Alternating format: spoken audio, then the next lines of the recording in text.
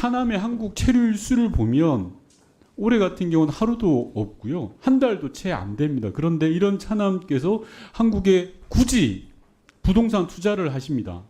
다음 PPT 봐주시면요. 물론 뭐 투자도 할 수 있다고 저는 생각을 합니다. 그런데 자 그렇다면 그 투자가 합리적인 투자인지에 대한 의심을 가져야 되지 않겠습니까? 그래서 그 부동산을 매입할 때 들어간 자금이 어떻게 되는지에 대해서 자료를 달라고 했습니다. 즉 송금한 걸 제출해 주셔라라고 했는데 아직까지 안 주고 있어요. 그래서 제가 아까 의사진행 발언을 통해서 항의를 했던 겁니다. 간명합니다. 그냥 차남이 배우자에게 보냈던 송금 내역을 제출해 주시면 이건 깔끔하게 정리되는 겁니다. 자, 그런데 앞서 우리 존경하는 의원님께서 차용증 문제도 말씀을 해 주셨는데요. 다음번 이게 차용증입니다. 주소가 잘못되어 있어요. 아까 후보자께서는 차용증을 잊어버려서 다시 만들었다라고 했는데 그 자체가 문제인 겁니다. 후보자님께 제가 묻겠습니다. 4인간 채권 채무가 발생했을 때 차용증을 만들었습니까? 안 만들었습니까?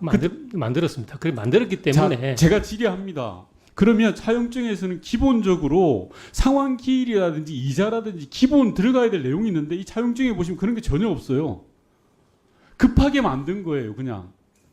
여기에 어디에 이자를 얼마나 하겠다라든지 언제까지 갚겠다든지 뭐가 있습니까? 그래서 이런 걸 확인하려고 제가 후보자에게 21년도 재산신고 내역을 제출하라고 한 거예요. 그런데 그것조차 제출 안 했습니다. 송금 내역도 제출 안 해. 재산신고 내역도 제출 안 해. 당연히 국민의 시각에서 볼 때 이게 뭐지? 라고 생각할 거 아니겠습니까? 다음 PPT 봐주십시오.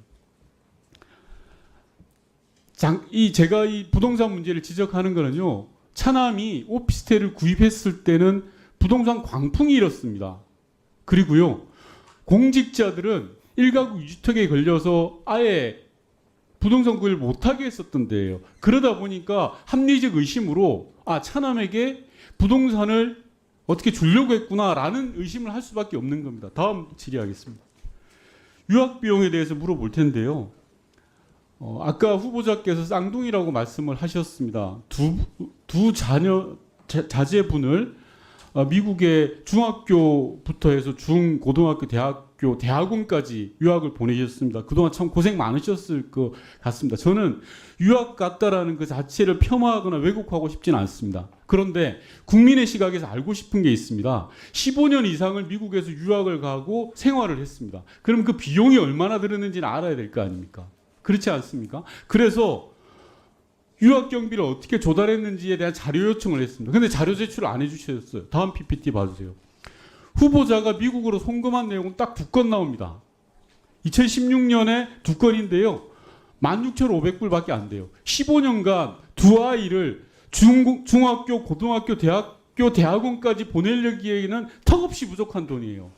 그래서 배우자께서 송금한 게 있으면 제출해 달라라고 했습니다. 그것을 또 조차 제출하지 않으셨어요. 수십만 불이 들어가는 유학 비용입니다. 저는 후보자가 공직생활을 하면서 돈을 아껴서 자녀 2분을 유학 보낸 것 대단한 일입니다. 잘하신 거예요. 자, 그렇다면 그 과정을 소명하셔야 돼요. 경찰청장이 되시려면 그 과정을 깨끗하게 소명해야 국민들이 동의를 하는 겁니다. 그런데 지금까지 내놓은 자료에는 그 어떤 것도 유학 비용과 생활비를 소명하지 못하셨어요. 이것도 분명히 자료를 제출하셔야 됩니다. 자료를 보고 추가 질의를 하도록 하겠습니다. 마지막 신상 관련 3번째입니다. 후보자의 자제분이 의경으로 복무를 하셨습니다. 넘겨주세요. 당시에 의경 경쟁률이요 15대1, 20대1이 넘어가요. 로또 의경 고시라고 그랬어요. 재수까지 하면서 의경을 받습니다. 이런 사실 알고 계시죠? 예. 다음 PPT 봐주세요. 그런데 당시 후보자가 의경 담당 과장이었습니다. 장남의 군복무 기간 직전까지 해당 강원청에서 근무를 했습니다. 이랬는데도 후보자는 아무 문제가 없었다 그래요. 상식적입니까 이게? 다음 PPT 한번 봐주세요. 당시에 그래서 제가 경찰청 전체 자료를 다 뒤져봤습니다. 총경 이상 간부 100명 중에 자녀의 의경 복무가 47%예요. 특히나 같은 지방청에서 근무한 게 54%예요. 이게 말이 됩니까? 경찰은 다 이렇습니까? 이게 도덕적 해이 아니고 뭡니까? 자기 아들을 자기가 근무하는 부서에 데리고 온 겁니다. 예를 들어서 제가 우리 아들을 지금 의경제도가 없지만 의경으로 들어오게 해서 국회에 근무시킨 거예요. 그럼 욕 안 먹습니까? 그런데도 후보자는 뭐라고 하셨냐면 전혀 문제 없다고 하셨어요. 도덕적으로 아무 문제가 없습니까? 이게 후보자? 어떻습니까? 제가 네 가지 부분에 대해서 제가 짧게 요 부분에 대해서 답변하십시오. 요 부분에 대해서. 저희 아이가 의경 갖는 거는 저도 몰랐고 근데 말이 되는 소리를 하십시오. 의경 담당 근데 과장이셨어요. 그런데 의원님, 의경 간 걸 몰랐다고요? 의원님, 제가 그 의경 담당 과장을 할 때 저희 아이가 시험을 본 건 아닙니다. 그리고 그 조금 전에도 말씀드렸지만 제 아이들이 뭐 그런 거를 저한테 상의하고 자, 이런 다음 아이들이 PPT 아닙니다. 봐주세요. 후보자님, 제가 저도 아이들 후보자께서는 통제 안 뭐라고 되는 하셨냐면요. 상황인데. 해명을 잠시만요. 나중에 답변하시고 아이가 있던 기동일 중대는 선봉 중대로 출동이 많고 험하기로 유명하다라고 해명을 하셨어요. 그래서 제가 다시 조사를 해봤습니다.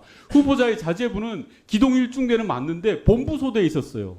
본부소대는 뭐 하는 곳이냐고 하면 행정, 운전, 치사를 담당하는 곳이에요. 소위 말해서 행정병 그리고 운전병, 치사병들이에요. 당시로는 꽃보직이었던 겁니다. 이래놓고 무슨 해명이라고 합니까? 의원님, 이게 그 제 아이가 가자마자 행정 본부소대로 간 거 아닙니다. 아니요. 후보자의 해명이 틀리잖아요. 그 기동 일중대로 국민의 시각에서 보시라니까요. 후보자가 계셨던 강원도로 아이가 의경을 간 거예요. 그러면 국민께 사과하셔야 될 문제예요. 제대로 살피지 못했다고. 의원님, 일단 그 저희들이 그 의경들이 각 지방청으로 배치되는 그 어떤 그런 시스템이 있습니다. 그게 뭐냐면 시험을 보는 겁니다. 후보자님. 아닙니다. 논산훈련소 성적으로 본인의 희망을 가지고 배치를 하게 되는 겁니다. 그런데 제 아이가 사격을 잘 못해가지고 그래서 경기도를 지원했는데 탈락해가지고 강원도로 넘어간 겁니다. 당시 경쟁률에 대해서 말씀드렸고 20대 1이 넘는 의견 경쟁률이 있었던 겁니다. 후보자께서 이 문제에 대해서는 죄송하다 국민의 눈높이에 맞지 않은 것 같다